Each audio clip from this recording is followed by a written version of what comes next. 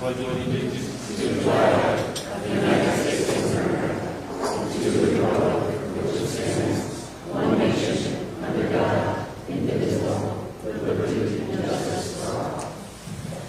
We are seated. Tomorrow is the final meeting exercises.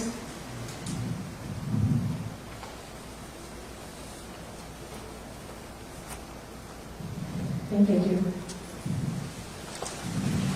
I can't tell you how good it is to see all of your faces. I really can't. It's been a long slug for a lot of us.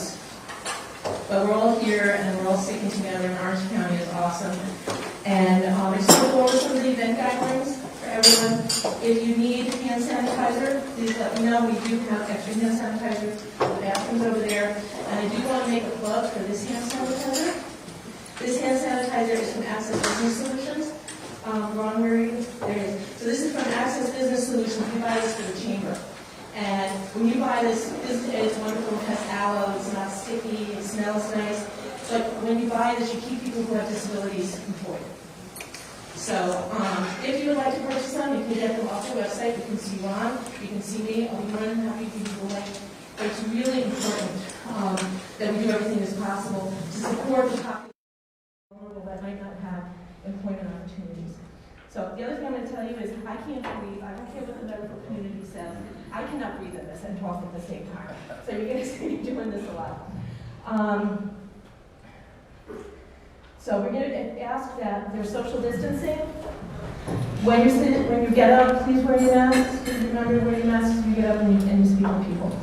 And I'm going to ask our, I think I have everything here. Yeah, so if you have any questions about the social distancing or any of the compliance issues here or any of the compliance that Otter Kill is doing, please let me know. And I want to introduce our corporate partners. Most of you are here. And one of the things I do want to thank you, I mentioned this to Michael Gilfeather before, and my board knows this, but without the support of you, our corporate partners, we would not have been able to help hundreds of small businesses. We would not have been able to keep the doors open. The fact that you supported us, the fact that you are our corporate partners, you helped us in ways that I can't even begin to tell you. But I'm going to tell you a little bit about that in a little bit. So I just raise your hand if you're here. I know Mike Torelli from the Port Authority of New York is going to come, but I don't see him here yet. So these are our platinum partners: Cornerstone Family Healthcare. Linda's not here, so we're going to help class. Legoland New York, Woodbury Common Premium Outlet, Drake Lowe PLLC. Our gold partners are Access Supports for Living, Ron, Central Hudson Gas and Electric, Community Products, and I know Johan is watching on Facebook, so hello Johan. DocuWare, Empire State Bank, with Tom Spursel is back there, Hudson Valley Credit Union, Montefiore St. Luke's Hospital, Orange and Rockland Utilities. Woo, there you are. Orange Bank and Trust, who is also our sponsor for this morning's breakfast. Barnet Medical Health Center, Toro College of Osteopathic Medicine, and Dr. Steyer sends his regrets that he wasn't able to attend this morning, and Ulster Savings Bank. Our President's Circle of our Acquisitions Marketing, Billy's over there, Billy Iverson, Benora Hospitality Group, Interact Marketing, SDA Events, and Verizon Wireless Zone. So now I'm going to ask some of our sponsors to come up for this morning's breakfast. I'm going to ask Ryan from Otter Kill. So isn't this a gorgeous facility? And so Ryan,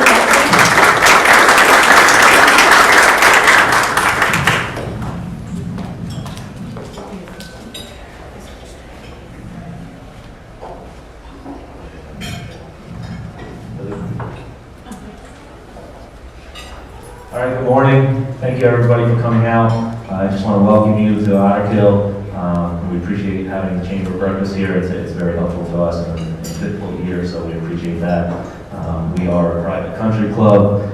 We offer golf and pool and social memberships, so if anybody is asking, you can visit our website at otterkillgolf.com, and we appreciate that. We also are open to the public. We have live music on most Friday nights at times, depending on weather and things like that, in a normal year. But thank you all for coming. Hope you enjoy yourselves this morning, and have a great day. And Scott Curry from Atlas Security Services. Scott has been very good to us also. He's sponsoring some of our newsletters and he's sponsoring every one of our breakfasts. So thank you, Scott. Hi, good to see everyone. Like Lynn said, I'm Scott Perry from Atlas Security Services, along with my partner Matt. We've been in business since 1992. We're a little unique because we're one of the few mid-sized security companies. It seems like you have the mom and pops, and then everyone's been bought up by a few multinational companies. So we like to tout ourselves as being capable, like the larger companies, where we can deliver 40 or 50 people for Woodbury Commons on a Black Friday, or a few years ago for Steve at the Air Show. But we're also, we provide the customer service that a smaller company does. If you have an issue, you deal directly with my cell phone, my business partner, 24/7. So if you or any of your clients need security guards and patrols, please reach out. Thank you very much. Billy, did you want to say anything? And this is Billy Iverson from Acquisitions Marketing. There you go. Good morning, everybody. My name is William, like Lynn said, from Acquisitions Marketing. We're a full-service marketing agency. As you see, the guy behind the camera a lot of times for most of the pandemic that we were going through. But we do a lot more than social media, graphic design, social search engine marketing, all of the above. So if you are interested, have any needs in that area, please feel free to reach out to us. Thank you. I'm going to ask Michael Goldfelder, President of Orange Bank and Trust, who is our corporate sponsor of this morning's breakfast. So I have a number of my bank colleagues here. Kathy Cole, who is in charge of our customer and sales for all our branches here in Orange. Diane Passero, who's a lender for us. She is focused over on the Newburgh side. Tim McCausland and Carla Alfieri, they're in private banking. And I also see Nicole here, right, our manager in the Chester office. I know she's an ambassador for the chamber. Just a couple of things. I want to speak for all of my fellow bankers, some in the room, probably some out there. For the last 6 months, we've been very involved with PPP execution, getting funds out to businesses that needed it. And I think the next leg of that whole operation is to, once they figure out the final details of from the SBA, how we then forgive, hopefully, most of those funds for all of you that were able to take advantage of that. That kept a lot of businesses afloat and certainly got them through a period of uncertainty. What I'd say is that, in general, there are some businesses that are actually thriving right now, and I think that there's a number of businesses that are really hurting. It's an incredible range of how people are navigating through this. One of the things that we've been doing at the bank is reaching out to all of our business customers with the intent of seeing how they are doing right now and how their business is going to be going forward from a business strategy standpoint. Typically in the lending world, you look at financials, historical financials, and that's usually a pretty good indicator of the ability to pay the loan going forward. But now we have this other dynamic of how they are going to adjust their business in the current and post-COVID period there. So it's just a very unique time, as we can all probably say in our own lives and business.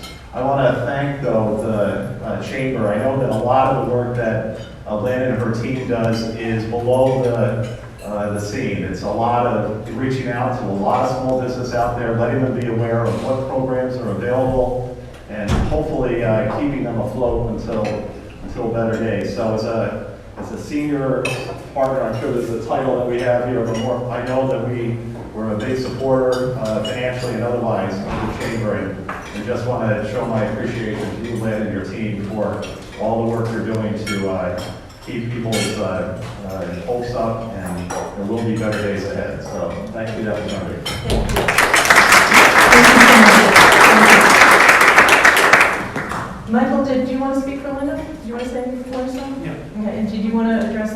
vaccine? Sure, we can talk about that. Not the COVID vaccine. We have, so initially we planned on doing a flu shot drive today out in the parking lot with with some of our nurses. We did receive our flu shots this morning, so if you need a flu shot, come and get them. We have children's vaccines, we have adult vaccines, so we can meet all your needs. Many of you know about Cornerstone already. We provide health care, primary care, behavioral health services, substance use disorder services, and under that, a myriad of ancillary services. So we're happy if you have any healthcare questions or you're looking for a new doctor, we're happy to take care of it. Thank you. Thanks. Thank you. And we're looking to do a flu clinic with Cornerstone. So as soon as we get those dates, we'll let everybody know and that'll come out. Marcel, our chair, would you like to say anything? I have to tell you again for the 100th time so far tonight, it is so good to see live people, not in a box on a Zoom meeting. It really is. Good morning, everybody. Well, it's good to see everybody. It's been difficult for a lot of us. I have to speak for the nonprofits. We're having a terrible time with the state of New York, and I know the county's having a tough time too. But we're struggling through, and hopefully, if we all stick together, we can make it work. But we appreciate the support we're getting. But the key thing is, I want to say, everybody stay safe, please.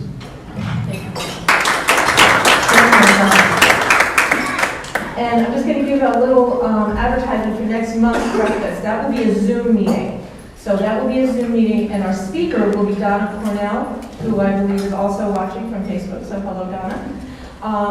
So next month, if you think about last year, where we were last year at this time, when we were thinking of hiring people, very different than where we are now. Last year unemployment, and Steve knows this, as mentioned, it was like 3.9%, 3 point something percent. Now it's over 12%. So the workforce has changed dramatically. So on October 8th, we will be having a Zoom meeting, and Donna Cornell and Phil Liebman will be presenting. So I'm not going to read what Donna has here, because it is in Donna's inimitable style.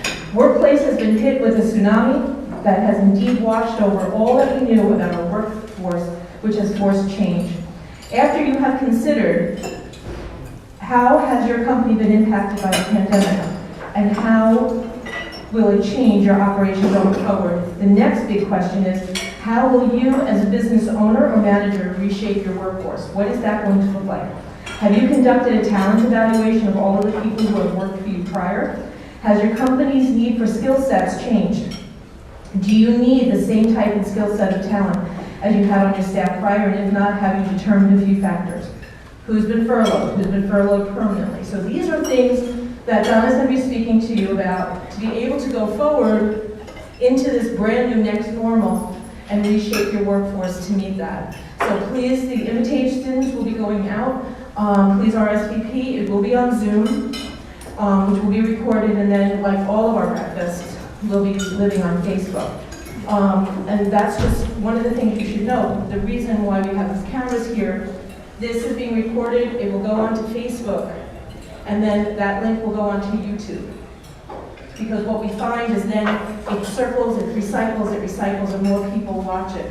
We had a Meet the Member yesterday that was on Facebook that Heather did with Sunset Bay Tanning. It's already reached over 1,000 people, which is really significant. So over 1,000 people have now learned all about Sunset Bay Tanning. So that is next month's breakfast. And so Donna, thank you for being so willing to be our featured speaker. So I want to give you a couple of updates to let you know what's been going on.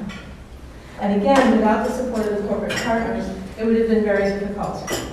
So from March until August, we have our membership directory. And what happens on our membership directory is people can go on there from the community.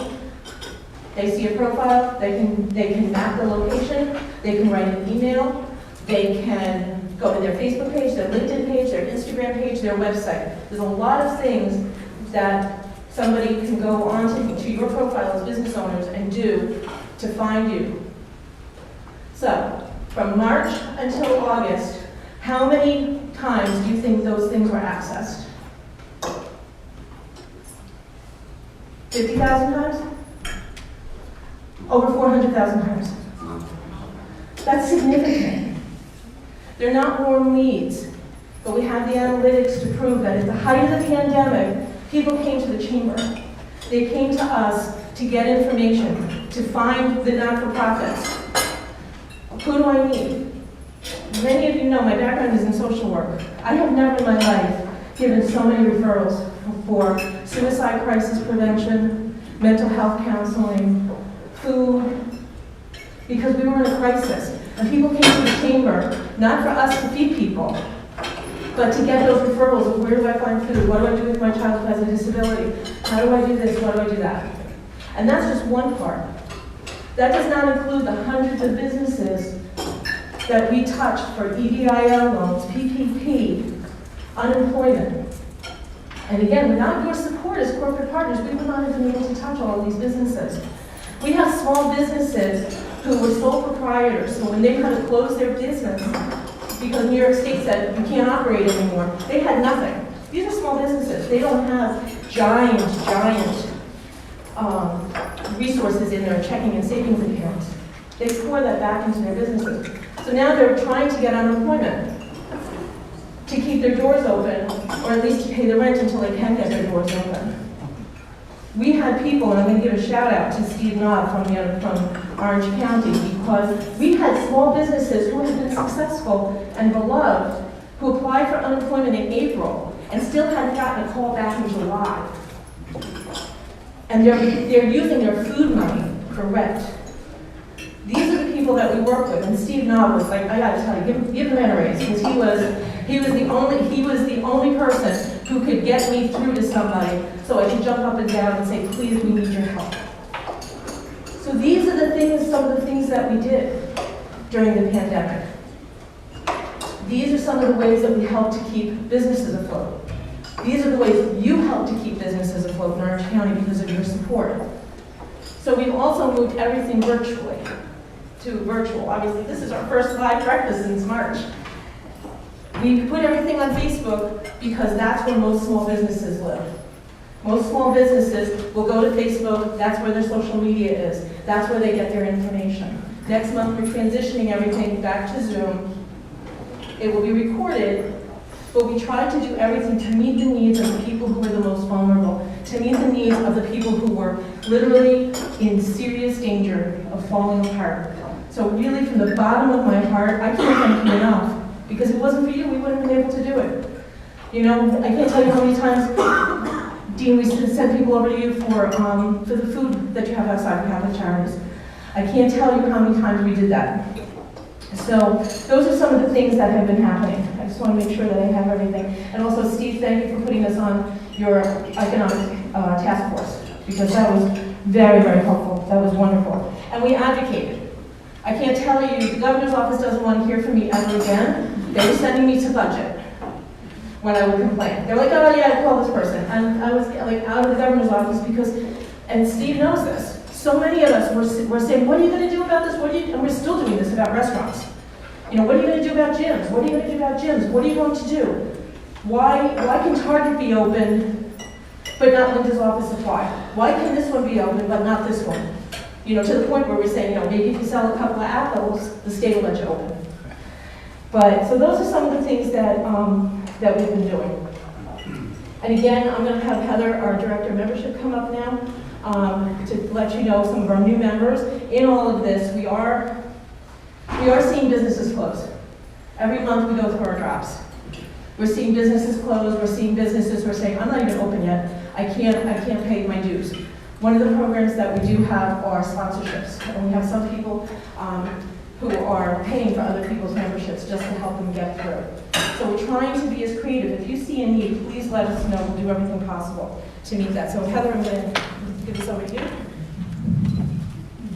You're welcome. Good morning, everybody. Again, so nice to see you. And I'd like to, before I mention our new members, I'd like to acknowledge Gene Sexton and Nicole Tompkins and and Charles Quick, who are here and there on our DEXA committee, and I'd like to thank them because through the pandemic, they have been so helpful to me, reaching out to members, existing members, and making sure that I'm reaching them and meeting their needs, and if there's anything that they need that we're not able to provide, they're just an extension of the membership department, and they've just been so instrumental in providing needs to the members. So thank you very much, and to all the ambassadors as well that are watching.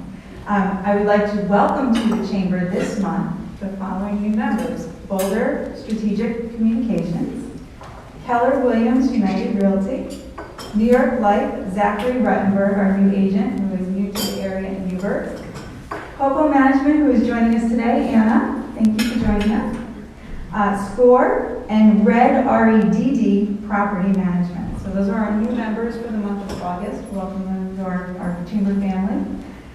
We also would like to recognize the anniversaries. So for 15 years, Bold Media Group has been with us, as has People USA. For 10 years, Innate Chiropractic has been a member of the chamber, as has County Waste and Recycling. And for 5 years, thank you, Steve, the New York Air Show has been a member of the chamber.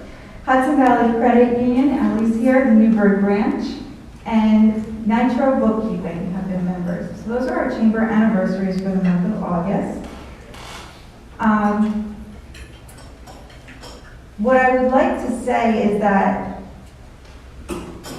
we had a significant number of renewals, and that is monumental at this time. So new members are important, but renewals, especially at this time, that is significant.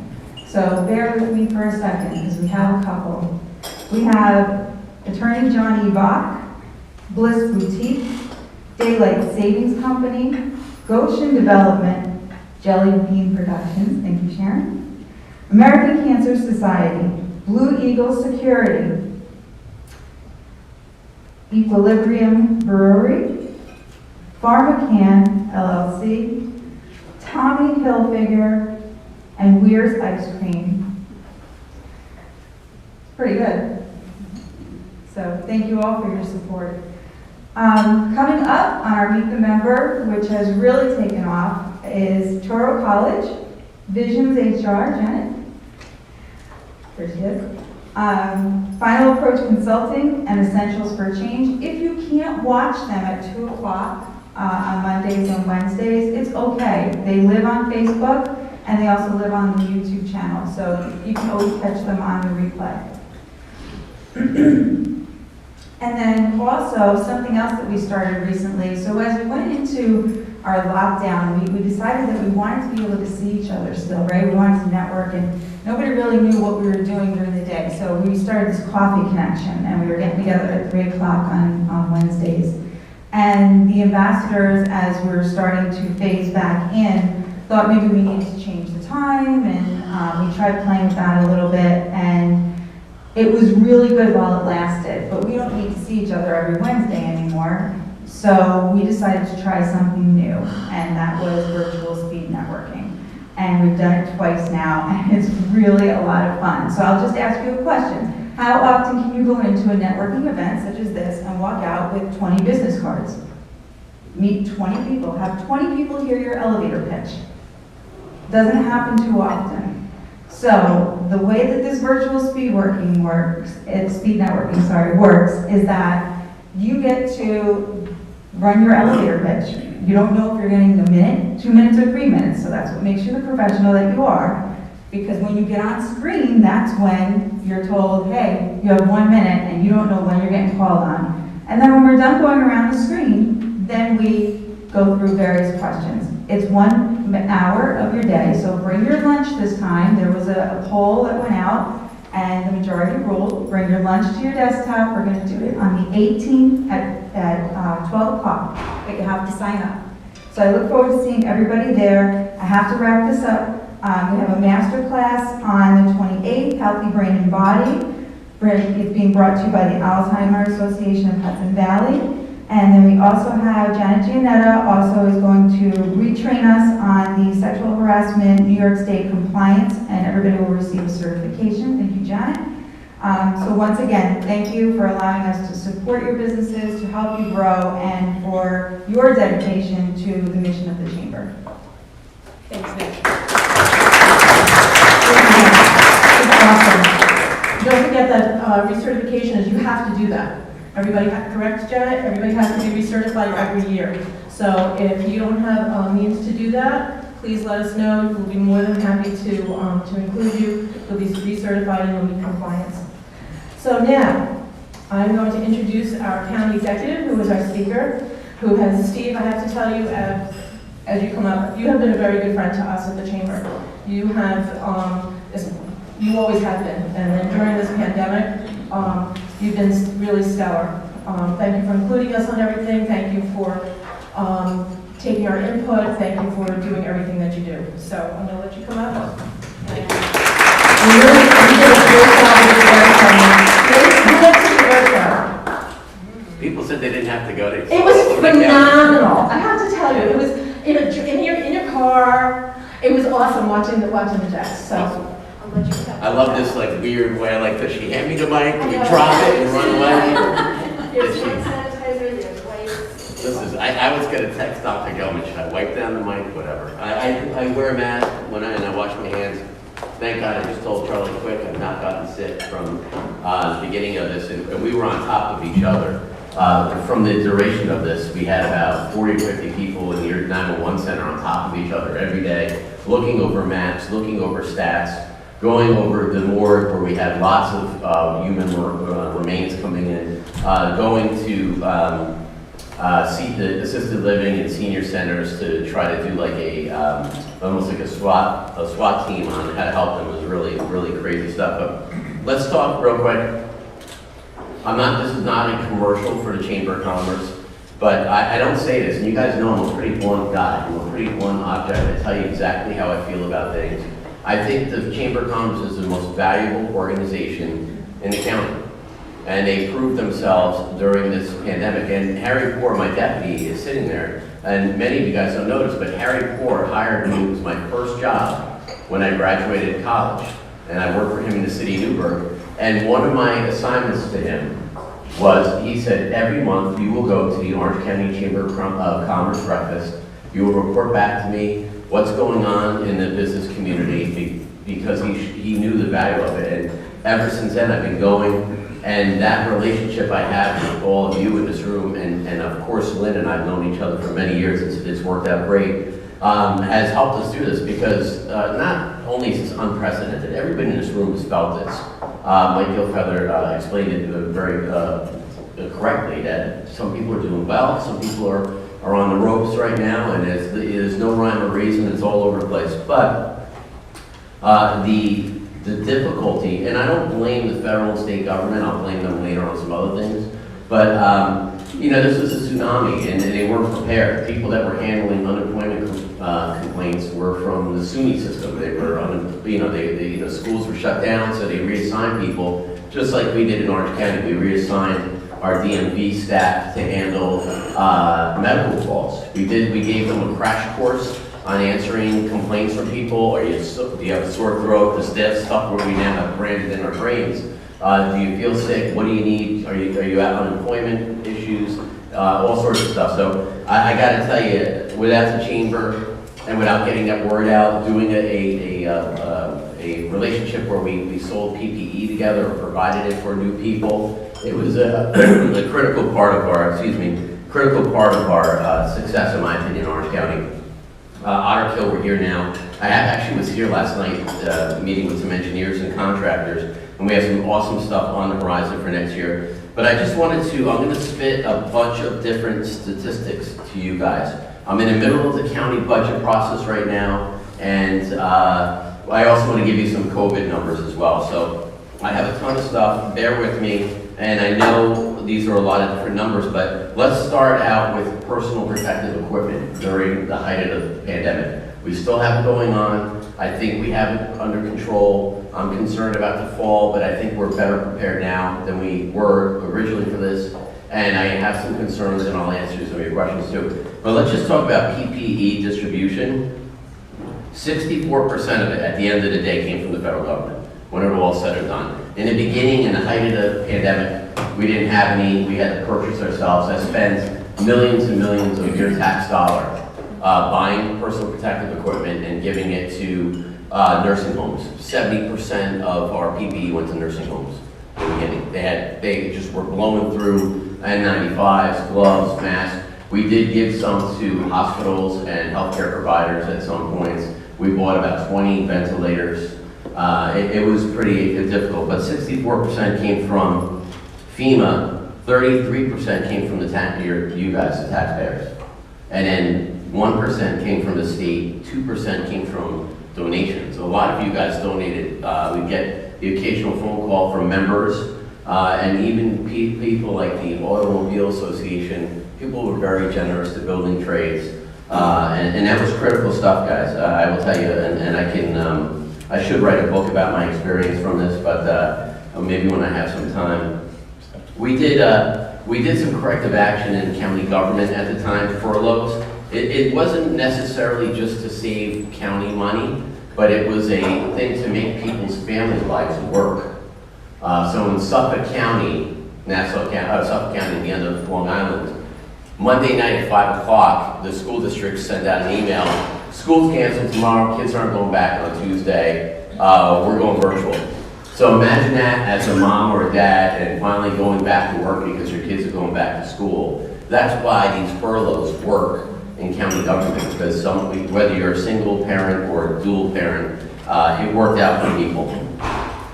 We spent a lot of money on it. Like yesterday, I had a press conference with Sean Patrick Maloney, our congressman, and Mark Molinaro, the county executive, Dutchess County, and we're advocating for this federal bailout. Now, there's a lot of disagreement on it, and I can answer questions on it later on. Basically, the state of New York was $7 billion in deficit in January, in a robust economy, huge problems. We were fighting with the state of New York earlier this year, all the county execs, as well as Mayor de Blasio in New York City. COVID happened, made it worse. So now, the state of New York and every state in the country who has incurred costs due to COVID has asked the federal government for a bailout. And the federal government the Republicans don't want to give a lot of money at all. The Democrats want to give, they believe in big stimuluses. They think that it will help jumpstart the economy and help some of these industries. So they're going to I think they're going to eventually, at the end of the day, find a happy medium. Something will be done. It is a very divided time, as you guys know, politically, and we're on the heels 50 days from a huge presidential election. So I think, and some of the, like Mark Molinaro, we think we should get something at least for the COVID expenses. You know, I spent money from your taxpayer dollars to help not only healthcare providers, but we also gave money to small businesses that were starting out. Remember, we had a little allocation. You get a bag of masks, you get a bag of hand sanitizer, and you went on your merry way. We paid for a lot of that money, as you saw, 33%. So I think, and if you look at where most of our stuff went to, number one was long-term care facilities, senior homes, I mentioned that. The second was municipalities, and the towns and villages and cities distributed it to city, like I remember the city of Middletown, repackaged it up into little sandwich bags and gave it out to senior citizens, just so everybody had an allotment. Nobody really had this stuff on staff. Orange County government, we gave it away to deputy sheriffs, health departments, morgues, you name it. And then it went to the fourth biggest person that or organization that received the PPE was hospitals, and then the fifth was healthcare providers. So just to give you a synopsis of where it went. Let's just move forward and just talk about where we are, where I think the economy is. You know, Lynn alluded to it that we are at 12% unemployment, and I consider about 15% because you always have that 3%. Last year, if you couldn't find a job with 3%, 3.9% unemployment, you didn't want to work, or maybe you physically couldn't work. We had some situation, but there was no reason for an able-bodied American not to work a year ago. So now we got 12%. That number is still creeping down in the right direction, in my opinion. The problem is you had these stimuluses, the $600, as everybody knows. There was a study by the University of Chicago that said 2/3 of Americans made more money on that than they did working. Most of you that are employers that have a hard time getting people back to work know that. There was also, I had two separate groups of people yesterday saying that their kids were lifeguards last year. They couldn't get their lifeguard job this year. They're in high school, and some of them in college, and got unemployment. Now, some of you are angry to hear that because you're paying for it. The people think there's a pot of gold in Washington that they just dipped into. No, it's going to be something that we're going to have to pay back. But the other side of that is that when you give money to young people, they spend it. So hopefully that helped the economy or did something. But there's arguments either way, and that's why going into another round of this is why it's controversial right now. The other thing on unemployment, they had $300 that was agreed upon, and that's already passed. You had to work in the pay periods of August 2nd, 9th, and 16th, or something like that, and then you're going to get retro checked for $300. The problem we have today, and this might not be a problem, I'm just giving you guys the facts, you can make your own opinion on it, is the state of New York is not enforcing unemployment. So if I laid off Lynn Sion because she worked for my company and I wasn't open 2 months ago, now I'm open and I say, Lynn, I need you back, and she says, I'm not coming back. I'm scared, I'm worried. In the past, unemployment benefits for her would stop. The unemployment would check and follow up with her, be like, Lynn, what's up? Your boss said come back. You're saying no. You're not getting your check back. The state of New York, and I hate to put this out there now, but that's what's happening. Because it might make the situation work, but I'm just giving you the facts because people are asking me, why can't I get people back? And so there isn't a push because people are legitimately scared. So there's arguments either way on it. At this point, the state of New York is not going to enforce unemployment at this time. On top of that, let's talk a little bit about Orange County government. I got about a $20 million deficit right now. I'm going to work through it, and it's not a good situation. It's probably my worst budget I have to do in my 7 years as being your county executive, but I'm probably the most confident I've ever been. And people told me last night, and my wife criticizes me for doing this, but we have an organization with other county execs around the state, and we talk about, hey, what's going on there. I know at least one, if not both, of the Long Island counties are taking out bands, bond anticipation notes, borrowing, taking a 3-year bond to pay for this year's budget, 2020, next year's budget, 2021, and 2022. That is a very bad situation. Other counties, and I'm not trying to point fingers, but just don't have the money. Sullivan County had this new casino. It just opened again, I think yesterday or today. A lot of different things going on that are impacting where our revenues come from, sales tax and so on and so forth. So on top of that, again, we have some very robust conversations with the state. And I think, I'm not in love with the governor or the president and what's going on. I don't think either presidential candidate has the capability of uniting the country after November. So people think that, thank God, this could be over in November. It's not happening. It's going to depend on us here making the change and not allowing to have some of these situations. I look at Rochester, I'm very alarmed. I look at New York City, very disturbing. And some of it is due to COVID, some of it is self-induced. And we've had some sticky situations here in Orange County, and thankfully they've been handled properly and professionally. We had a shooting in Middletown 2 weeks ago. We had a shooting in March in Newburgh. I was on the streets of Newburgh, and it could have went sideways. Mayor Torrance Harvey, myself, and a number of people were able to defuse that. But we've been lucky here in Orange County, and I think we are kind of an oasis. Going back to the county budget, we have 177 less county employees today than when I started in 2014. Now you guys could be like high five as taxpayers, which is a good thing, and I'm proud of it. But the other thing, it also is tough. We have more and more pressure being put on different departments. It affects your customer service, so we have to find a happy balance on how to make that work going forward. In addition to that, I just wanted to give you the barometer. When I do my budget, it's based, a lot of it's on sales tax. The majority of my expenses come from sales tax. Then it goes to property tax. The good news is the property tax base is continuing to grow. It hasn't dipped since 2008, so that's a good thing. That's a good barometer. The sales tax, and I put this out the other day, just tells you where things were. So, and this is compared to 2019, so 2020 versus 2019. February of this year, we were up 3%. March this year, we were up almost 4%. April, we were up 10.5%. So you're like, why April? Because remember, people were buying 7 years worth of toilet paper.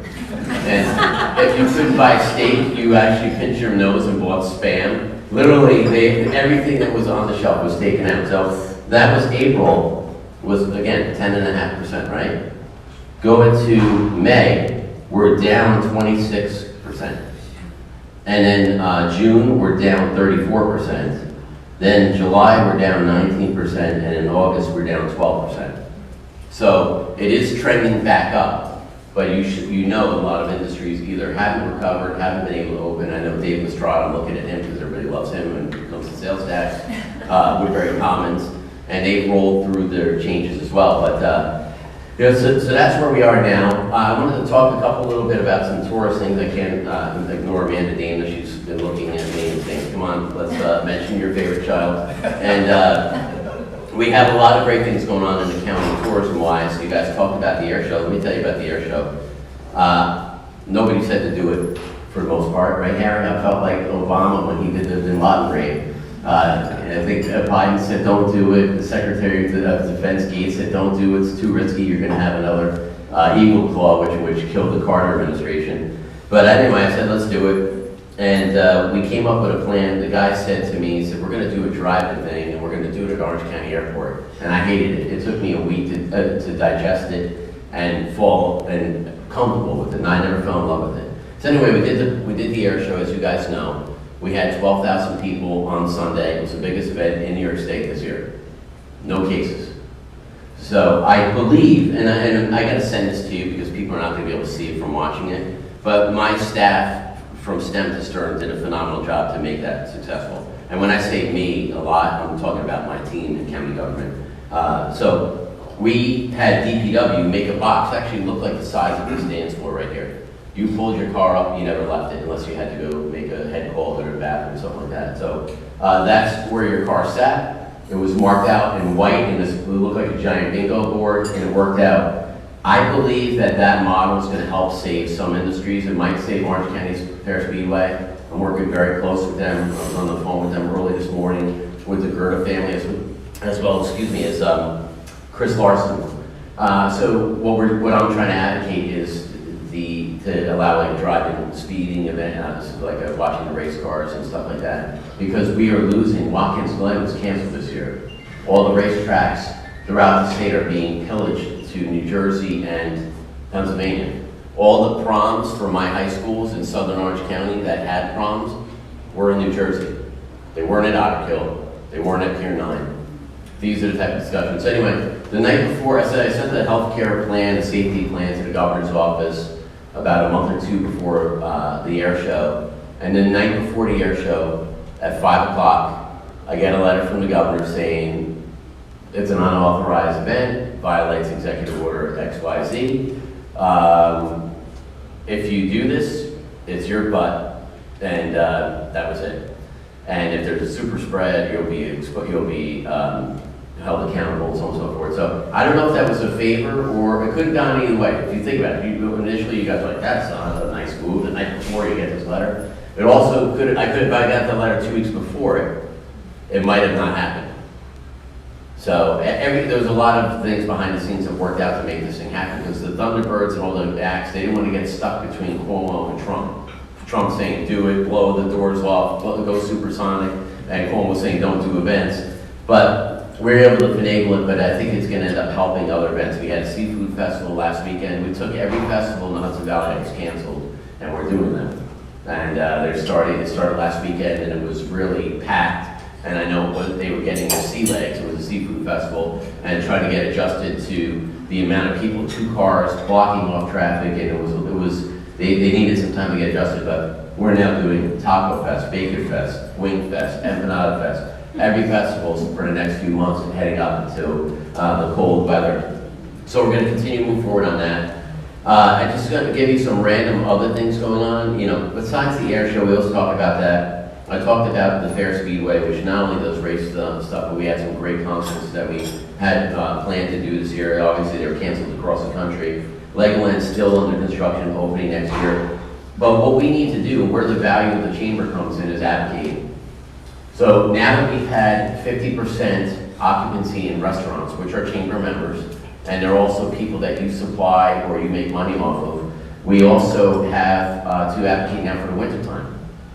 One of the things that Lynn and I worked on this week is every month the governor does an executive order authorizing the two parts to allow a restaurant to have outdoor dining. One is to waive the local planning process so they can have outdoor dining. The second part of that is to waive the state liquor authority permit process. So I said, look, do a 12-month executive order. So now that we're heading into the winter months and we still know we're not through this thing, let's let the restaurants know that if they make an investment and buy a circus tent or buy those heaters or do something to at least increase their footprint, they can do it. So we're doing that. We're doing that with the Fair Speedway. We're also advocating. So if you're listening and you're not a chamber member, join. They'll help you anyway, but they want you to join. The same thing with the PPE. But if you are a member and you have like a personal issue like we had with gyms, like one of the Gold's Gym, which is one of our main members here, came up with a plan that New York State is now using. It just took time to get the attention of the governor's office to do that. We do have some great projects going on, whether people like them or not. We have 2 Amazon projects under construction now, Medline under construction. We have more of them coming. Besides Legoland, we do have another great, I call exciting project that's going to be coming our way. I talked to Lynn about it. It's not been announced yet, but I'll just tell you, just think of the name John Hammond. And it's going to be really awesome, especially if you have young kids like me. The 9/11, we have, we're in kind of a weird time. Nonprofits are going to feel this year because of the deficit. The state of New York is withholding 20% of our funding and support. Meanwhile, we have some really crazy numbers going on, and I'm going to just read these statistics to you, and I know I'm going a little over than I probably should, but you guys need to hear these numbers. Overall, law enforcement calls for the month of July versus August are now up 10%, but they were down from last year over 32%. You look at EMS calls, they're down 3.5%. Overall fire calls are now up 21%. Domestic violence was up. As you guys remember, people were kept home. Unfortunately, that's a trend that happens. We've now seen that go down for the months of July and August. Drug overdoses are a huge problem. Huge problem. Across the country and across the state and in Orange County. We have a 30% increase from August last year to August this year in overdoses. Suicides, which were not that going up or have gone up now, as you guys can imagine, people are not sure about the future. There's a lot of anxiety and stress, 25% increase from August last year to August this year. Traffic stops are 38%, but now they're coming back up. So year to year, August to August, they were down. They started to go back up again now as people started to get on the road and police are doing things. We have museums. They're saying that 30% of museums in New York State will permanently go under this year. So there's going to be a lot of work ahead of us, and I gave you guys a lot of really heavy facts, heavy numbers. I do think that we are prepared to weather through this. I have 100% confidence. I told you this is the worst budget I've ever worked on, but I've never had more confidence in the future of this county. Again, considering the areas around us. We have 9/11 coming tomorrow, and New York City was going to stop reading the names. I don't know where they are on that. We're doing a very big ceremony tomorrow, 6 o'clock. New York City was going to cancel doing the 2 lights at the beams of light. We're going to have a test run tonight, and then tomorrow night we're going to have the beams of light over the 911 center in Orange County and have that throughout the night tomorrow night. So we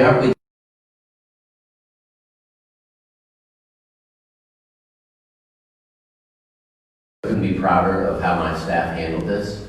We ran this thing like a military operation. If you see my daily dashboard that I have in front of me that I look and take a picture of every day. It's exactly copied about what I had in Iraq a year and a half ago, so I think that helped prepare us and keep things organized.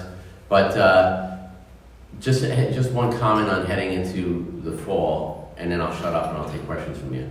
People are worried about a second phase, and you see the industries reacting. The airline industry, American Airlines, has pulled out of Stewart for September to October because people aren't buying tickets. They're afraid of this impending second wave. If a second wave comes, I think we're prepared because of contact tracing. The cases that we have in Orange County now, yesterday I reported 15 new cases. They're all in colleges outside of Orange County. But if she is a college student and she's going to school, I'm sorry to use this example, in Oneonta, but she has Orange County as her home, that's why I'm counting her, even though she's not coming back and she might not come back. Some schools are not dismissing their students because the numbers aren't high. In Oneonta's case, she would come back to me and be a permanent member of my case and recoveries. The other cases we're having is people that are coming back from vacation, and we also have with day laborers.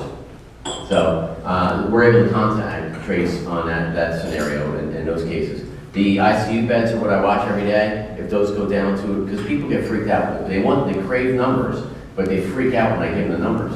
If the numbers are not low enough to worry about, if I'm not panicking and telling you we got a problem here, there's nothing to worry about. So I am confident where we are in the fall. If we do have a second wave, we'll be able to weather it. The one question I asked the state of New York about 2 weeks ago is nursing homes. About a third of our deaths are nursing homes, as you know. And the policy as it stands is if Lynn and I are in a nursing home and she is positive with COVID and Harry is at another nursing home and they don't have the staff, he's in the hospital, can they assign Harry to the nursing home? Yes, that's the way it is. So I asked the question, hey guys, and we do a call every day with the governor or the governor's office, depending on who's on. And I said, look, dumb guy from Orange County, second rodeo, this is, it's not our first rodeo here, guys. We have another problem. We get into the second wave, which every health professional is saying we're going to have. Where are we putting the people in nursing homes after they get in the hospital and they're going to be discharged? Are we having this? Should I be getting a warehouse in Orange County and creating an Army field hospital? What are we doing? That creates a problem because who's going to staff it? Where are you going to pick up these doctors and nurses? So those questions are being asked right now. I think there's an independent hospital that the answer they gave me was in Westchester. If you read the Wall Street Journal article about a month or two ago that had doctors and nurses saying, you can't transport these people when they're so ill. I don't know if they're going to handle a 1 hour or 2 hour drive to Westchester when they're critically ill. So these are the type of in-depth questions that are being asked to prepare us for if we have to go through this in the future. And with that, I'll be quiet. I'll take questions from you guys and go from there. Okay. So who's got a question first? Michael. See, what's the percentage of the revenue off, if you know it offhand, for sales tax for the revenue for the overall? I do have those numbers that in the millions, and I should be getting. I need glasses. I'm trying not to. I'm getting those unprescription ones, which I'm sure optometrists would tell me not to do. But we were down. I gotta just look at this. The change from last year. We're down, I think, $12 million in some aspects. I'll look at the total. Actually, it's $16 million. I got to use my glasses, my phone. I apologize, Michael. But yeah, we're down for the county share of this. We are down $16,425,000, 12%. And what is that as a percentage of your overall revenue for the county sales tax? For me, it's 12%. So that equals 12%. The entire budget? Yeah. Not the overall budget. No. It's much less because even though it's over half of my what I've used to fill that pie, it is definitely going to be. It's probably more like 8% of what my overall budget is for the county. But we'll see. My problem isn't just sales tax. I can deal with the sales tax because I know industries are coming back. I know my property tax is growing. My problem is the state of New York. State of New York is just self-induced epic failure. In the middle of the COVID crisis, they gave me a $1.7 million bill for distressed hospitals that none of my hospitals in Orange County are going to get. We've got 20% of our mental health and social service funding, which I need, overdoses through the roof, nonprofits depend on this, is being withheld. So they really don't have a plan to get out of this hole, and they're using us, the taxpayers, me as county government, as a way to fill these holes. And it's really not a good situation. We have some great, like you saw the article last week about our prison. We had 700 people and inmates in Orange County Jail last year. We have about 300 and something now. We almost have a 1-to-1 ratio, one guard for each prisoner, and we can't reduce that staff. So a lot of issues there. So that's, and the problem is that, and I'm not trying to fight with the governor or the president on this, but I told the governor's budget director, Mojica, who's a good guy, I said, why are we not doing anything if we know the economy is bad? We know that the state's in a hole. Why are we not taking corrective action now? Why aren't you not going to county to allow Ulster County, who's been asking for this for 4 years, to reduce their staff? You're not laying people off. You're just not having another corrections officer class. So things like that are not being done, and they want to wait till the federal government comes in. They're hoping that they come in on a white horse before they take corrective action. And unfortunately, it's idle time right now. And every day that goes by, we're wasting money. So I'm worried about the unfunded mandates, Michael. As you know, sales tax disturbs me. I think we'll probably have a stronger, we see the numbers are getting stronger, the unemployment numbers are going down, and we'll recover from it. But it's what is state in New York going to take in corrective action to stop the spending, to stop the bleeding, without impacting services to you guys and the public. Anybody else have any questions? Yes, ma'am. You mentioned earlier that unemployment, and as an HR consultant, I've been dealing with my clients as well with recalling employees and them not returning because of wanting to stay out on unemployment. And I've encouraged them to still notify DOL that they have recalled employees. But I recently read a actuarial report that basically gave an astronomical effect on what the unemployment tax rate is going to be.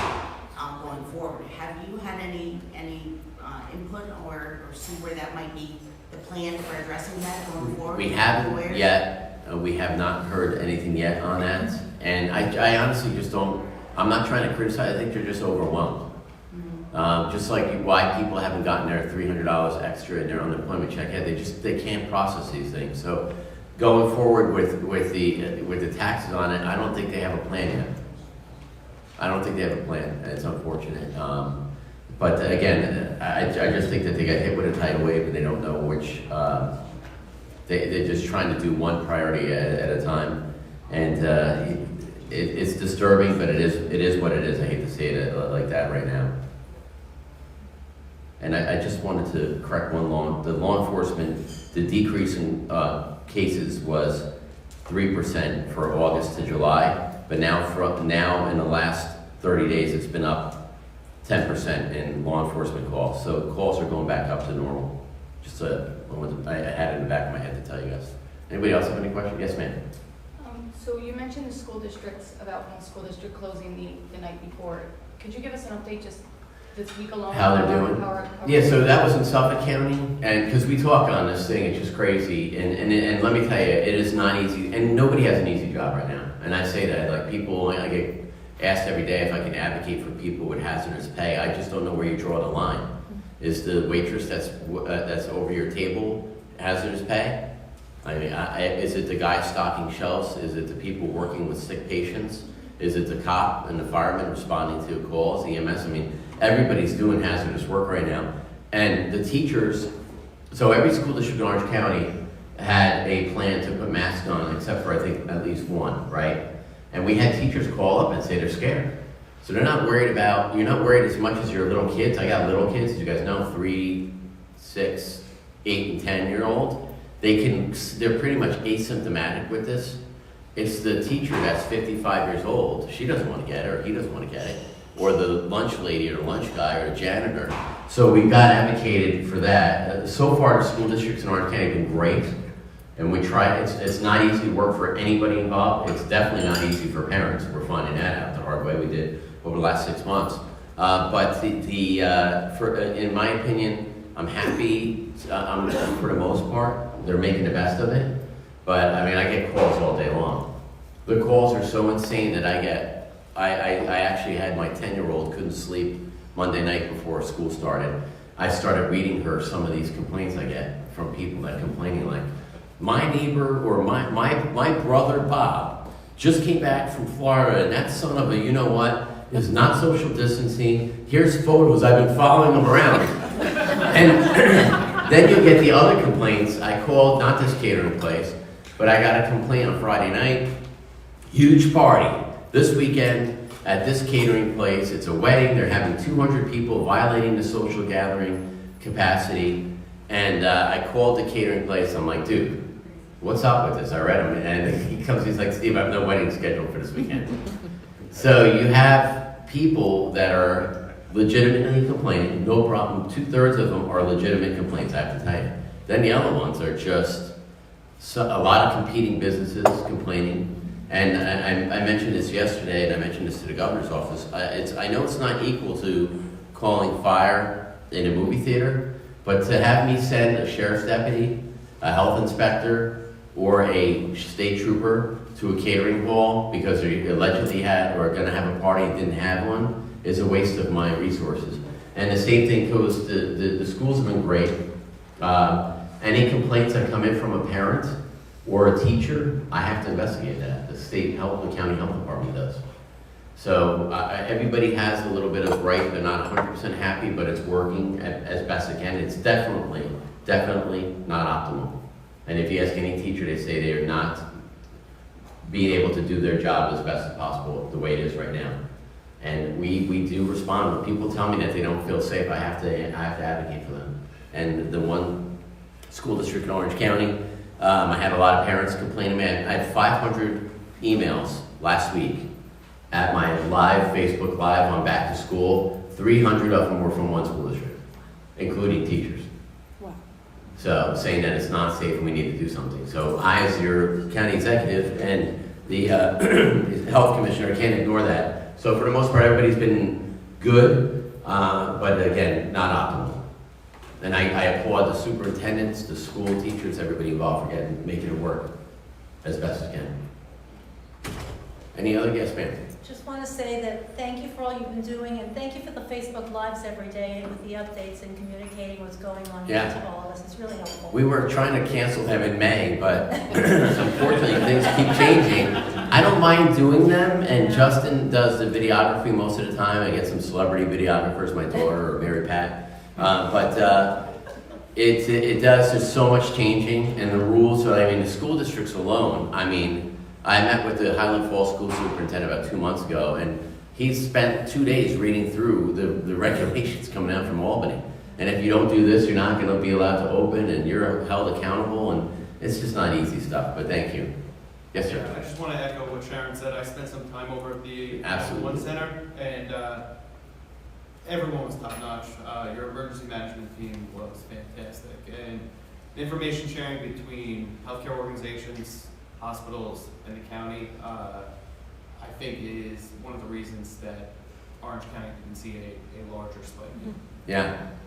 It's, we had a great team of people and people that are watching or people in the audience in our 911 center, which is just incredible. And if we could do a meeting or a virtual meeting with the chamber to see like the inner workings of this facility, but we have, just like we have during storms, we have Central Hudson, New York State Electric and Gas, and NYSEG, I got everybody else, Orange and Rockland, all in there physically. But during the COVID health crisis, we had the hospitals, had reps there, every main hospital in the county. We have West Point was involved, we have a lot of people there, and they have a hospital there as well. We count all those facilities. So they were all had representatives during the height of the pandemic.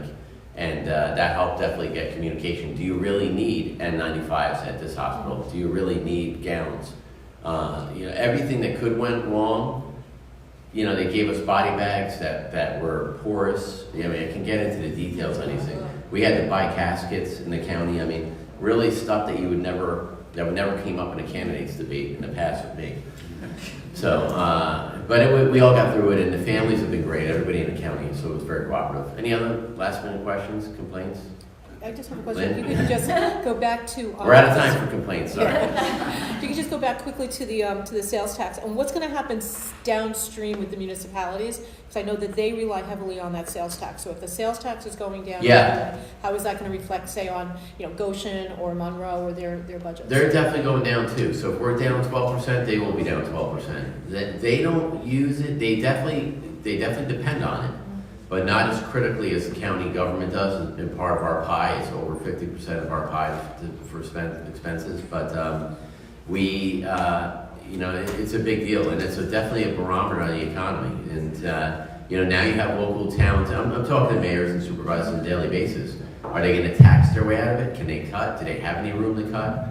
So that you see. I think the news had yesterday. Ulster and Dutchess County just did an early retirement center. We've already done one, and I told you we're already down 177 people. And I've been your county exec for 7 years. So there's always fat in government, but at some point you're going to start having impacts on it, and it's going to impact the contracts I have with nonprofits as well. You're going to really start seeing some tough decisions being made. So, but again, I am confident. I do put a word out to nonprofits not to go on a hiring spree, because you need to be able to contract if that funding source is coming down. I mean, Orange County Community College is supposed to get a third from the state, a third from the county, and a third from the people for tuition. The state has been, I think, below 20-something, below their 33%. They're not, they're like, I think 24, 25%. They've told every SUNY in New York State to expect a 25 to 30%, 35% cut. That'll change things on our campus. It'll change things on campuses across the state. So we have a plan. We have other options for it. We have some, I'm selling Camp LaGuardia, and we're selling properties on Grant Street. We have a lot of great interest. I'm sorry. So people are coming here from New York City. Some people are freaked out about it. I have not met one native Orange County resident. I was born and raised here. I grew up. I was born at Arden Hill Hospital. My parents came up from Brooklyn. People came from somewhere. So we need to embrace them and welcome them to our community, as well as the businesses that are looking to relocate here. And let me tell you, there's a couple of great ones coming. And I told you one this morning. You and I are very excited about it. So exciting. I can't say anything, but oh my gosh, it's awesome. So good stuff happening. So despite that, but we are here to advocate for the ones that Mike Gilfeather referred to, people that are on the ropes. And there's some people that there should be no reason why they're not back to open business right now. So if they can do it safely. So that's where we are. Anybody else? We're good? Okay, thank you guys. I appreciate you inviting me back.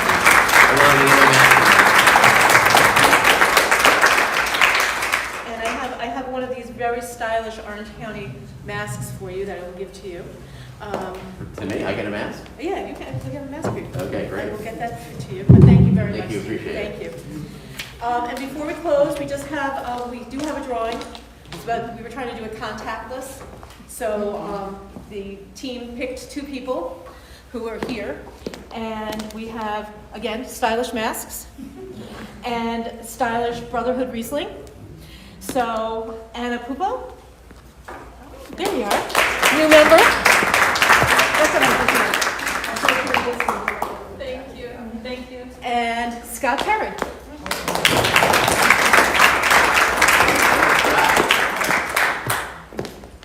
Your anniversary coming up. There you go. There you go. So I'm from Brooklyn and Long Island, so I don't need the microphone actually. But as Steve says, everybody's from someplace. So our breakfast is concluded. I want to thank you so very much for coming. Thank you for the fact that it is socially distanced and that we can only have a certain amount of people. I appreciate that very much. I do want to also encourage you, Steve sort of alluded to it, but the New York State Restaurant Association came out with a survey. And they're expecting that by the end of the year, 2/3 of the restaurant owners do not believe that they're going to survive. That's the entire state. That's not New York City. That's the entire state. Some of them, they're doing takeout. Some of them are reopening. We actually just had one of our new members, Java Blue Coffee, just opened in Montgomery, a cafe. So if you're on Route 211, up on Union Street in Montgomery, I don't need to wear this anymore, do I? If you're up there, please stop by. Please support the businesses because they still need your support. They are just starting going through this now. They're through this piece, but but now they still have to go through a whole other piece. They have rent to pay. They have a lot of things to pay. All of those bills have not been forgiven for them. So I want to thank you so much for being here.